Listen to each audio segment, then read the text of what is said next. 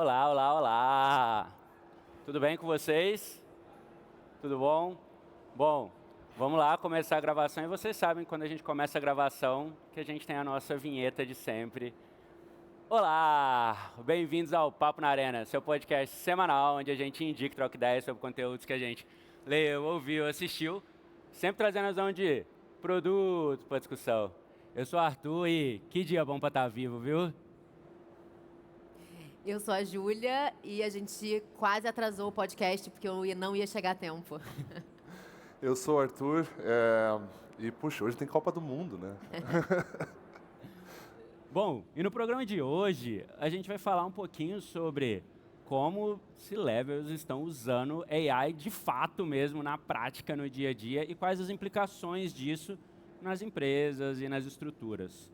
Mas antes da gente começar, queria pedir aqui para todo mundo que não acompanha ainda o Papo na Arena para seguir a gente lá no Spotify, no YouTube, onde quer que você ouça. E se você gostar, dá lá suas 5 estrelas, compartilha com a outra pessoa, que assim, vocês ajudam a gente a chegar no top 20 dos podcasts mais escutados de tech do Brasil. E é isso. Então, agora sim, bora lá para a pauta então. Antes da gente começar, claro que eu vou pedir para as duas pessoas aqui se apresentarem um pouquinho para de fato a gente começar o papo. Então, por favor, se apresentem. Boa. Vai lá. Bom, meu nome é Júlia, eu sou CPO da Avra. A gente é uma companhia que construiu um modelo fundacional preditivo de inteligência artificial que prevê comportamento de CNPJs no Brasil. Sou orgulhosamente carioca, moro no Rio e sou mãe da Olivia. Boa, eu sou o Arthur, eu sou CEO e cofundador da Salve, que é uma operadora para empresas. Então a gente simplifica a telefonia móvel para hoje mais de 10 mil empresas aí no Brasil. E bom, eu sou o Arthur, fundador da Product Arena, que foi a primeira escola de produto aqui do Brasil. A gente já formou mais de 30 mil pessoas na área. E, além disso, host do Papo na Arena, um dos 30 podcasts mais escutados de tech aqui do Brasil. Então vamos lá, começar. A primeira pergunta que eu queria saber para vocês é: qual que é a coisa mais relevante que vocês passaram a fazer com AI nos últimos meses, que antigamente vocês dependiam de outras áreas, de outras pessoas, mas que agora vocês, junto com seus conjuntos de agentes, estão fazendo sozinho? Boa. O nosso time na Avra, ele é majoritariamente técnico e quem não é técnico é um time muito de relacionamento com o cliente. Então, a gente serve cliente enterprise e essa é a parte que a gente não automatiza, não usa inteligência artificial. É possível falar que o time de tecnologia não usa, né? O nosso produto é de AI e aí o time todo de tecnologia usa para codar, normal. E acho que a coisa mais legal em termos de negócio que a gente fez foi toda a parte processual dentro de casa da parte de relacionamento. Então, desde a primeira reunião até a gente entregar resultado para o cliente, todas as coisas são absolutamente automatizadas. Desde ata de reunião, todo documento que a gente cria, a gente faz proposta técnica, proposta comercial, revisão de contrato, todo esse back-office da parte de relacionamento hoje está pronto e a gente não faz muita coisa. Talvez a gente tenha deixado de fazer porque nossos agentes estão fazendo para a gente. Bom, acho que pra gente, e pra mim, acho que pra mim individualmente, mas pra companhia como um todo, não é nem um deixar de fazer, mas acho que tá mudando muito o acesso à informação, a tudo, assim. Então, pra qualquer pessoa, e pra mim, ali tá sendo muito interessante eu conseguir acessar todas as informações, o DW da companhia de uma maneira conversacional ali com o Claude ou com qualquer outra forma. Uma pessoa em CS conseguir acessar a informação de cliente ali conversando com a gente e tal. Então, acho que essa democratização do acesso à informação, e não informações que a gente está mais acostumado a ver com Slack, informação tipo profunda mesmo, de comportamento de cliente, de health score, tudo mais, tipo, tudo vindo muito rápido. Está mudando muito assim, o dia a dia. Assim. Muito bom. E todo início do ano a gente grava um episódio para fazer as previsões do ano. Quais vão ser as coisas que vão acontecer no ano, apesar de cada dia que o que a gente preveu já era, né? Mas no início desse ano, uma das minhas previsões foi que a gente ia ver mais C-Levels a IC, né? E recentemente também a Helena Verna publicou um post que super bombou sobre os High IC, né? E eu queria saber um pouquinho de vocês, como que vocês estão vendo esse movimento e se vocês estão, com seus pares e tudo mais, também forçando eles a também pensarem um pouco desse jeito, e como que vocês estão usando isso no dia a dia? Acho que tem dois lados da coisa, assim. Acho que eu, pessoalmente, quis ser um pouco individual contributor para viver essa era de AI, né? Então, trabalhei muitos anos antes com assuntos parecidos em que as ferramentas não existiam. E eu achei que era importante eu viver isso para passar para o time, para incentivar o time, para subir a barra e, enfim, e dar o exemplo. E acho que a outra coisa, nós estava falando de hiring lá atrás, né?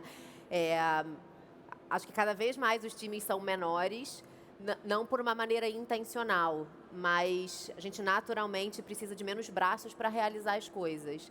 Então, a gente não fala sobre isso, a gente quer que as pessoas sejam isso, mas né, eu tenho 2 pessoas que respondem para mim hoje. Já tive 20, assim, e eu acho e espero que a gente nunca mais chegue nesse lugar, porque muitas das coisas muito manuais e operacionais não vão mais acontecer. Então, acho que foi um pouco reflexo desse conhecimento das coisas automatizadas, e um pouco de desejo ali de cada um de botar a mão na massa de fato e construir os seus próprios agentes, seus próprios skills, porque eu não seria capaz, né, vamos falar sobre isso, mas eu não seria capaz de passar esse exemplo adiante se eu não tivesse feito eu mesma para dar dicas e para incentivar. Eu sempre achei muito que o Brasil valoriza pouco o contribuidor individual, sendo um caminho de carreira extremamente bem sucedido. Assim, eu estou muito feliz com como que isso está ficando mais comum e acessível assim, para o Brasil e para o mundo como um todo. E acho que a gente está vendo exatamente isso. E eu falo que a gente tem muita sorte de estar na fase que a gente está para viver isso. Né? A companhia está com 40 pessoas, então é uma companhia pequena ainda, em termos de pessoas. Mas o time cresceu no último ano 2 vezes, mais ou menos, mas a receita cresceu 8. Então a gente está conseguindo fazer o descolamento que a gente sempre quis fazer. E toda vez que a gente vai revisar plano, a gente vai enxugando, tipo, cara, não vai precisar chegar em tanta gente daqui a tanto tempo. E eu gosto muito disso, porque as pessoas que estão dentro de casa vão conseguindo atender escopos maiores, e acho que lideranças que eventualmente venham para a companhia, como eu acabei de trazer, por exemplo, uma liderança financeira, tem uma capacidade de contribuição individual, mas que também é de liderança de uma área inteira, financeira, por exemplo, que é fantástico. Assim, a gente vai fechar o contábil tipo no GitHub. Umas coisas assim que sempre foram sonhos de várias pessoas mais técnicas em algumas áreas, mas que elas estão ganhando superpoderes. Assim. Então eu acredito profundamente nisso. Eu acho que vai ser muito do como a Salve vai para os próximos anos. Assim, tá? Muito bom. Inclusive, o AX, que não pôde estar aqui, que é nosso outro host, ele também fez esse movimento. Ele era uma cadeira de liderança e ele falou, cara, eu quero vivenciar esse momento também e ir para botar a mão na massa mesmo. Né? Então é legal ver isso acontecendo em diversos na cara, e como as ferramentas estão permitindo isso. Né? A evolução gigantesca está acontecendo. Muito bom. E, falando um pouco de essas mudanças que estão acontecendo, uma delas também é um pouco mudança tanto no processo seletivo, quanto também no perfil até da contratação das pessoas, né? E ao mesmo tempo que cada vez mais está fácil fazer, é difícil identificar quem de fato sabe fazer. E a gente já falou aqui no episódio também de que perguntas que a gente pode começar a fazer para de fato entender se uma pessoa sabe ou não e está usando AI ou não no dia a dia, né? E a gente até brincou que uma delas é quais ferramentas você está pagando de AI. Então, abre aí o seu stack e me fala o que você automatizou nas últimas semanas, o que você usou AI para resolver um problema. E eu queria saber qual pergunta ou qual comportamento vocês usam assim para saber, de fato, se a pessoa entende e sabe usar AI. Eu gosto muito de um professor chamado Scott Galloway e ele fala que a nova skill mais importante nessa era de AI é ter agency, que acho que a melhor tradução para português é capacidade de agir. E eu acho que um pouco do que você falou, hoje quase tudo está à disposição, né? O conhecimento, as informações, agora a capacidade de construção sem saber necessariamente as skills. Então, para mim, o mais importante é que a pessoa tenha essa agency. Eu naturalmente pergunto o quão curiosa ou interessada a pessoa é em inteligência artificial. Acho que tem diferentes contextos, pessoas que trabalham em empresas enormes e não foram incentivadas a isso, mas que talvez tenham uma iniciativa dentro de casa. E para mim isso seria suficiente, porque ela tem essa capacidade de correr atrás, de descobrir como faz. Né? Conteúdo hoje é a coisa mais à disposição do mundo. Então, acho que é um desafio você conseguir pegar isso numa entrevista, mas talvez o que a gente mais procure é essa capacidade de agir. Se ela tiver essa iniciativa, com as ferramentas certas, eu tenho certeza que ela vai chegar lá. A gente leva para o lado da curiosidade também. A gente tem um dos princípios da Salve, a gente fala que é curioso por padrão, né? Que a gente quer pessoas curiosas, não só porque elas vão aprender muito sozinhas, mas elas também vão ter menos orgulho das próprias decisões que elas tomam. Enfim, tem várias coisas boas na curiosidade. E aí o jeito que eu gosto de entender é sempre eu pergunto tentar entender quanto que a pessoa, uma última notícia que ela viu sobre a última ferramenta que ela viu de IA, que não necessariamente ela usou, mas eu tentar entender como que ela está acompanhando as coisas. E aí, de novo, tem contextos, né? É diferente falar com um engenheiro, uma pessoa de vendas e tal, eu espero coisas diferentes, mas é tentar caçar essa curiosidade por estar acompanhando, claro, além de perguntar o que ela faz efetivamente, mas eu tento entender o quanto que ela está vendo as coisas mudando, assim, porque eu acho que isso atende esse lado. Curiosidade, acho que curiosidade, pensamento crítico, agents, acho que são algumas das habilidades que ainda vão permanecer humanas por um bom tempo, né? E definitivamente bons profissionais se destacam por isso, porque eles entendem essa parte e usam as ferramentas, estão antenados com as ferramentas e etc. para conseguirem utilizar e potencializar para caramba o trabalho deles. Muito bom. E agora, indo um pouquinho, a gente falou, então, da parte mais individual, o contribuidor individual e etc. Agora, mudando um pouco para a parte de empresa, o deploy disso para a empresa e a cultura mesmo, como um todo.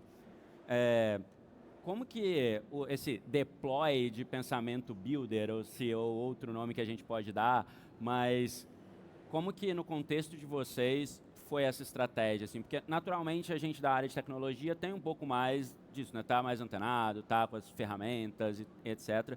Mas como foi a estratégia no contexto de vocês? Uma área específica para fazer o deploy para as outras?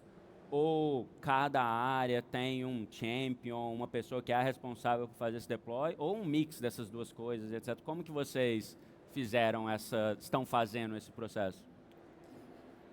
De novo, nosso produto é de inteligência artificial, o que não quer dizer que naturalmente todo mundo da companhia estava usando outras ferramentas de AI no dia a dia. Penso em, acho que 3 coisas muito importantes, assim. Acho que a primeira é dar licenças pagas para todo mundo. Faz muita diferença na performance. Então, acho que todo mundo, todo C-level, todo mundo que tem alguma decisão em termos de orçamento, cara, deveria fazer esse investimento. A segunda foi que a gente criou muitos skills de contexto públicos. Então, todo mundo que tem uma licença paga da Avra tem contexto sobre tudo, né? Seja business, founders, stack, para fazer as perguntas e construir as coisas consultando essas skills. E acho que uma coisa talvez seja boba, mas que ajudou e que eu acho que é super legal ver a interação das pessoas, é que a gente tem um canal no Slack chamado AI Projects, em que todo mundo que construiu um negócio, que lança uma coisa nova, posta lá. E a pessoa talvez vire um pouco champion, mas eu acho que é uma forma das pessoas se inspirarem, saberem com quem elas podem tirar dúvida, com quem elas podem conversar sobre como elas construíram, e a gente incentiva que todos esses projetos também sejam públicos. Então, o cara posta no GitHub de maneira que todo mundo possa ter acesso, cria uma skill nova que todo mundo possa ter acesso. Então, de alguma forma, não acho que é top-down, mas eu acho que são iniciativas que partem, né, de um C-level, de uma turma mais sênior, para incentivar todo mundo a fazer o mesmo. E minimamente você tem isso acaba gerando uma estrutura, né? Tipo assim, já tem uma base para as outras pessoas que não começa já com medo da ferramenta, né? Tipo, nossa, eu não sei o que eu vou fazer aqui. Você já tem minimamente uma base que eles vão já começar a usar, ver resultado e falar, tá, agora eu entendi, agora eu posso fazer também. E aí, etc. de fato, só depende da pessoa. Se você tem a licença, se você tem os skills, só depende da pessoa, de fato, sentar e fazer. É isso. Pô, para nós tem exatamente as mesmas coisas, assim, super parecido, até o canal no Slack tem igual. Acho que eu adiciono também um ponto, a engenharia sempre foi muito próxima do restante do time, assim, a engenharia, a gente fala, são engenheiros de produto, né? Então, o nosso time de engenharia, ele não é aquele time longe do negócio, então, sempre construíram muito próximo, mas acho que a gente tem 2 outras coisas que a gente está fazendo. Acho que colocando pessoas técnicas nas áreas também. Então, né, times de receita, a gente está gostando de ter engenheiro também dentro. Então, não só fazendo as pessoas construir mais, mas ter mais soluções técnicas para as coisas, assim, ter engenheiros em todas as áreas. E usar um Replit, né? Os times de negócio estão usando o Replit também para para construir suas soluções próprias. Então, o ICS, toda a nossa ferramenta de health score de clientes foi criada pelo time de CS no Replit e tal, e a gente usa por lá, fora outros exemplos. Então, tem tipo níveis, né? Tem esses níveis de informação, de construções e de comunicação, nível de construção com Replit, e engenheiros nos todos os times, e um time de engenharia de produto. Acho que é meio que essas são as camadas. Assim. Muito legal. E as empresas de vocês, a gente pode dizer que são um pouco nativas digitais, assim, né? Já começaram nos últimos anos e até um pouco nativas de AI quase, né? Praticamente. Mesmo, assim, nos últimos meses, vocês acham que essas mudanças que a gente está vendo com AI, etc., nos últimos 6 meses, teve alguma mudança estrutural na companhia de vocês por conta da AI, assim, de alguma coisa nova que foi lançada e que fez um reshape de algum processo, de algum tipo de estrutura mesmo, de não necessariamente às vezes precisar do, tipo, de um time que é uma pessoa, um contribuidor individual possa usar porque ele tem um stack mais robusto e etc. Como que está esse contexto de vocês? A gente é meio pré-AI, na real. A gente tem 4 anos, mas mano, não falava de AI há 4 anos atrás, né? Então parece que foi décadas atrás. E aí a gente sempre teve, a Salve, enfim, como operadora, a gente sempre lida muito com outras operadoras. Ou seja, quando eu vou falar com uma empresa, ela tem já muitas linhas com outras operadoras. Eu sempre tive um sonho de princesa de conseguir ler uma fatura, porque você pega uma empresa com 1000 linhas, a fatura vai ter 10.000 páginas. E a gente sempre usou muito as informações dessas faturas para conseguir fazer proposta, para conseguir fazer plano de migração e tal.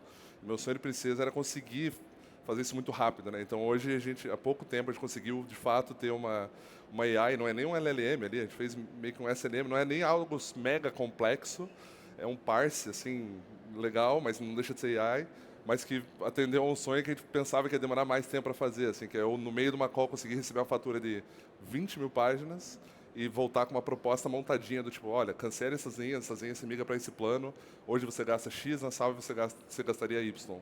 Vamos conversar. Então, coisas que levavam uma semana, a gente faz no meio da call, assim. É bem legal. Isso foi o... Legal. Eu acho que a gente já nasceu, a companhia tem mais ou menos 2 anos, então acho que a gente já nasceu um pouco com essa pulga atrás da orelha e tentando construir usando AI. Talvez o que eu tenha visto mais gritante nos últimos tempos é um pouco de independência de tecnologia. Então, a gente tem um time de FDEs, que são um time de implementação de fato na ponta, e eu vejo que tem cada vez menos pedido voltando para a tech. Então, se a gente quer fazer uma demo, dá para construir do zero, você não depende mais de ninguém. Se você quer ter acesso, fazer transformação de dados, tem muita coisa que hoje a gente montou ferramentas, que hoje a gente consegue fazer, ou que o próprio time está montando ferramentas para o cliente na ponta. Então, a gente tem um nível de customização até onde a tecnologia vai, mas esse time na ponta, que cuida do last mile, está muito mais independente. Eu vejo que as interações e os pedidos, até o feedback loop reduziu, assim, porque eles estão se virando. E é legal isso porque no todo o contexto que a gente foi falando aqui, que vocês foram estruturando e etc., você vai vendo essas mudanças, porque até a galera vai começando a ter mais o pensamento de produto ou qualquer que seja o nome, para conseguir não ficar esse back and forth com tecnologia ou falar assim, nossa, dependo de tecnologia para fazer isso aqui. Não priorizaram. Não priorizaram, né? Aquela eterna briga. E a partir do momento que você dá ferramental, dá minimamente uma base e etc., tipo, você pode estruturar coisas que antes talvez você precisaria ter uma squad para atender a área tal, uma squad para atender a área tal. As próprias pessoas do time já conseguem fazer todo esse processo, né? Sim. Muito bom. E qual dica que vocês dariam para pessoas executivas também que estão nesse processo de, cara, estão vendo o FOMO de todo dia sai uma notícia nova de AI, não sei o que, mas beleza, como que eu coloco isso no meu dia a dia? Cara, eu não sei por onde começar. Qual dica que vocês dariam para executivos que estão querendo fazer isso, tombar isso na empresa, não sabem por onde começar ainda? O que seria? Acho que a dica padrão é sempre senta e faz, né? Mas eu, pensando assim sobre a minha história para começar a usar, acho que a primeira pega 1 hora, bloque na sua agenda, e nossa agenda é aberta na Avra, então todo mundo olhava que eu tinha 1 hora do meu dia dedicada a fazer um setup ou experimentação. E o setup demora 1, 2 semanas, assim, para você, né, acionar as licenças, baixar a VS Code, entender o que é aquele negócio, ter acesso ao GitHub. Então, a gente tem né, quem não é obrigatório, mas quem quer, bota um blocker de 1 hora por dia de AI projects, e meio que não importa qual é. E aí, talvez uma segunda dica, que foi um erro que eu cometi, foi... Eu tive um momento de FOMO, assim, das ferramentas novas. Então, a gente construiu uma interface super legal, sei lá, usando o Replit. E aí, eu lia que alguém falou que o Cloud Design tá um espetáculo. E aí, no meio do projeto, eu falava, não, então calma aí, eu vou tentar migrar para o Cloud Design, ver se realmente ele é muito mais rápido ou melhor. E eu acho que é uma contradica, assim, não façam. Eu acho que, principalmente no início da jornada, é mais importante você começar e deployar um projeto, vai até o final, do que ter a ferramenta perfeita. Elas são, né, para quem não tá desenvolvendo o produto core, assim, elas são marginalmente melhores. Então, eu acho que eventualmente a curiosidade vai bater, mas esse negócio de trocar e de aprender continuamente jogou um pouco contra a minha experiência. E aí, acho que uma dica boba...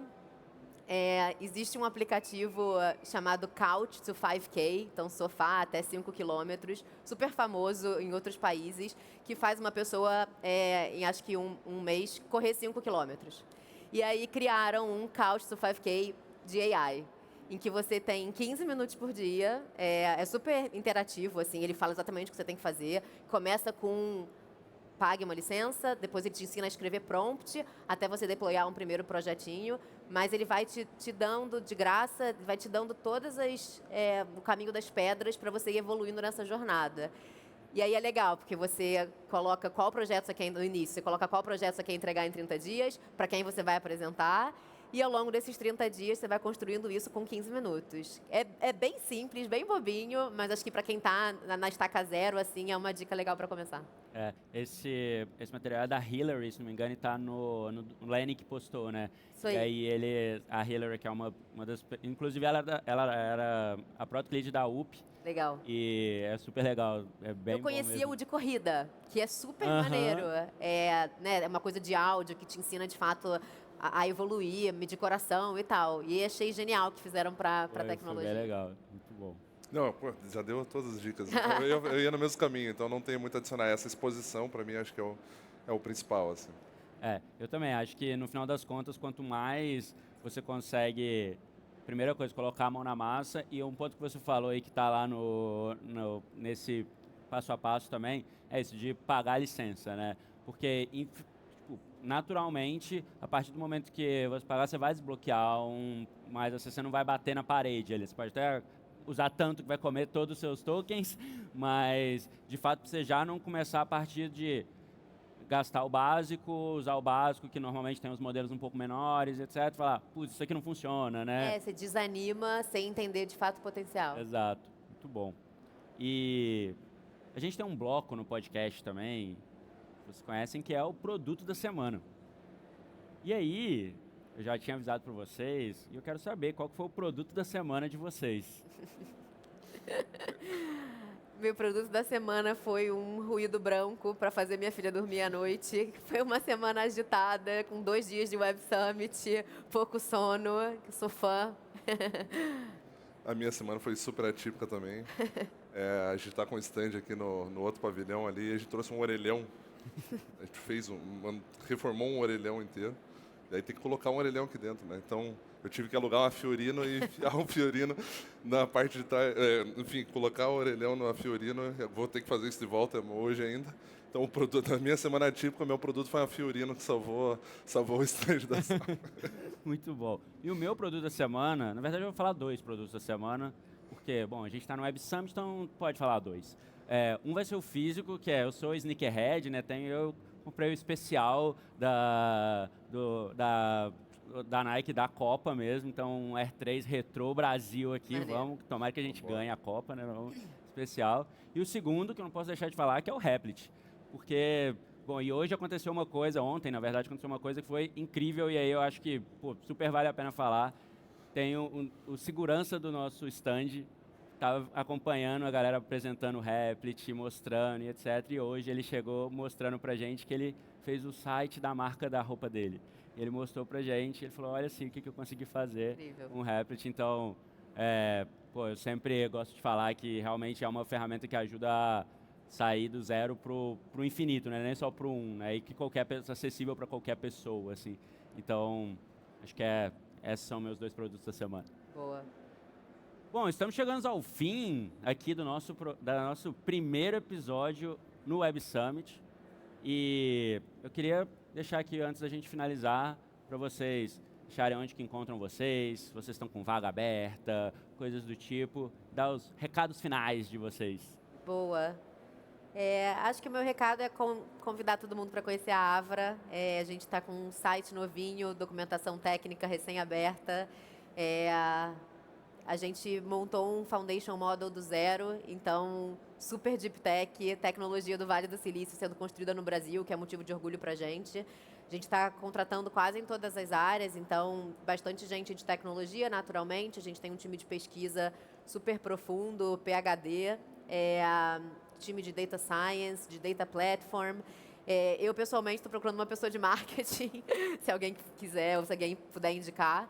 E a gente está contratando muitos FDEs, que são Forward Deployment Engineers. É um time que a gente se inspirou na Palantir para criar e é um time técnico, mas que trabalha junto com o cliente, que eu acho que é uma das cadeiras mais legais desse momento em empresas de AI.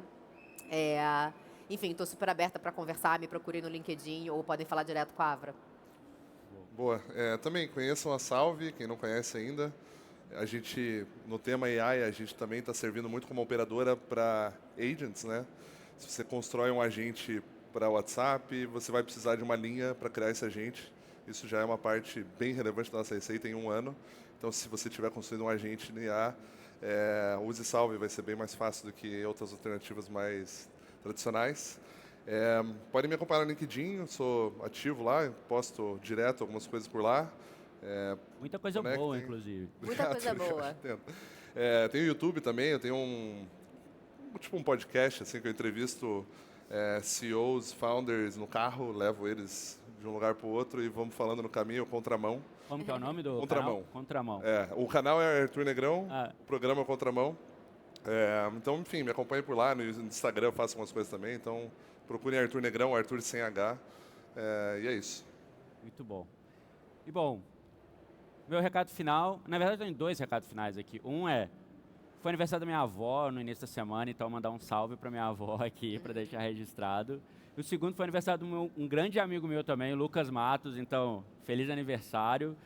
E, bom, para a gente finalizar, sigam a gente, @ProductArena, @ArthurClose com K, no LinkedIn também, Arthur Castro, e sigam o Papo na Arena também e ajudem a gente lá a chegar no top 20 dos podcasts mais escutados de tecnologia do Brasil.